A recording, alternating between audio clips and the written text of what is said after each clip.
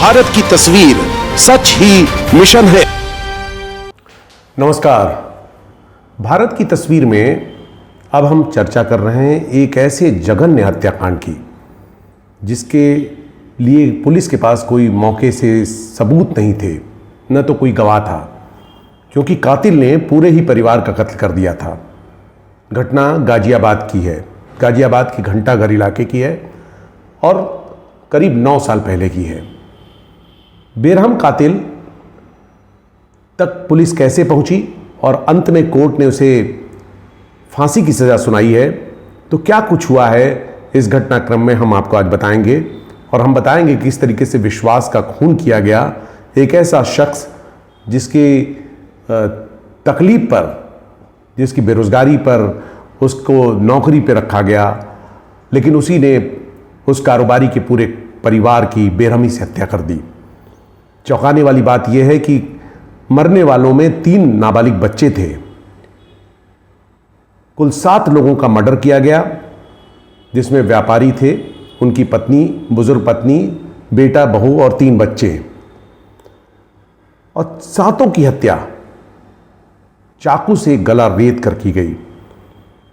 लेकिन कहते हैं कि मुजरिम कितना भी खुद को दिमागदार समझे, लेकिन कानून के जो हाथ हैं उसके गिरेबान तक पहुंची जाते हैं।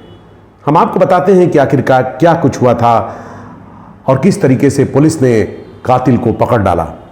जैसा कि मैं आपको बता रहा हूं कि घटना 9 साल पहले दिल्ली से सटे गाजियाबाद इलाके की है, जिसमें सामूहिक हत्याकांड को अंजाम दिया गया था।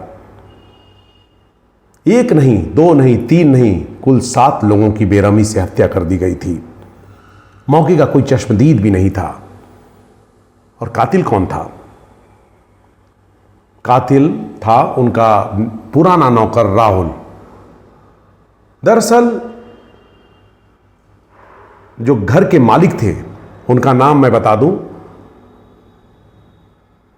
एक बड़े कारोबारी थे, सतीश गोयल, 65 साल के। उन्हें घर में किसी चीज़ की कोई कमी नहीं थी। वो सरसों के खल और चूरी का बड़ा कारोबार करते थे। भरा पूरा परिवार था। वो अपनी पत्नी, बेटे, बहू और पोते पोतियों के साथ गाजियाबाद के घंटाघर नई बस्ती इलाके में रहते थे। उनकी 2 बेटियां भी थी जिनकी शादी कर दी गई थी। सभी अच्छी ज़िंदगी जी रहे थे, लेकिन तभी गोयल साहब को किडनी की बीमारी हो गई। उन्हें नियमित इंजेक्शन की ज़रूरत पड़ती थी। डॉक्टर आते थे, इंजेक्शन लगाकर चले जाते थे। इस बीच उन्होंने राहुल को, जो कि उनका गाड़ी का ड्राइवर था, जिसपे वो पूरा भरोसा करते थे, उसे काम पर रखा हुआ था। लेकिन कुछ ऐसी घटना हो गई घर में कि राहुल को उन्होंने नौकरी से निकाल दिया। घर में चोरी की घटना हो गई, तो उन्हें लगा कि राहुल का हाथ है इसमें, तो उन्होंने राहुल को घर से निकाल दिया। लेकिन राहुल के मन में क्या हुआ? राहुल के मन में बदले की भावना आ गई। और बदले की भावना ऐसी कि उसने जघन्य वारदात को अंजाम दे दिया।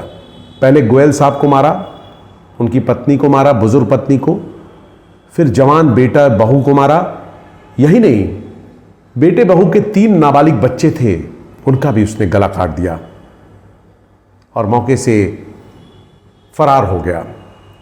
शुरू में घटना चोरी और लूटपाट की लग रही थी, लेकिन जब पुलिस ने तहकीकात शुरू की तो जड़ तक जब जाना शुरू हुआ पुलिस का,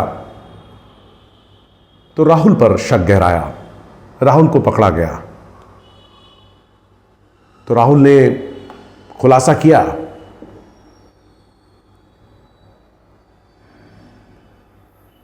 कि आखिर उसने हत्या क्यों की। राहुल कबूल नहीं रहा था, लेकिन बहुत सारे ऐसे सबूत मिले जो राहुल के पक्ष में नहीं थे। राहुल ने बताया कि उसको नौकरी से निकाल दिया गया था, इसलिए उसने बदला लेने के लिए इस जघन्य वारदात को अंजाम दिया। सोचने वाली बात है कि एक व्यक्ति की नौकरी चली जाती है, अगर किसी ने उसे नौकरी पर रखा है वो दूसरी नौकरी कर सकता था। ऐसा क्या कुछ हो गया कि आपको पूरे परिवार को ही खत्म करने की नौबत आन पड़ी? यानी आपकी जो सोच थी वो विकृत सोच थी, क्रिमिनल सोच थी। शायद इसको गोयल साहब पहचान गए थे, घर के जो मुखिया।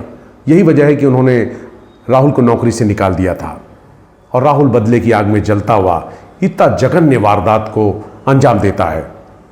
ये हत्याकांड केवल गाजियाबाद के लिए ही नहीं, पूरे देश में सुर्खियों में आ गया कि आखिर कैसे 7 लोगों की हत्या की जा सकती है एक ही परिवार के।